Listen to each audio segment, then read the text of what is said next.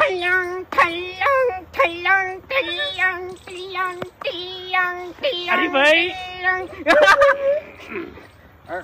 અરે આ શું છે લા બધું હે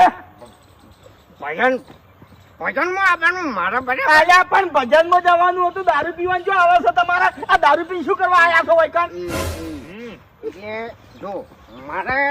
વિચાર કર્યો મેં કે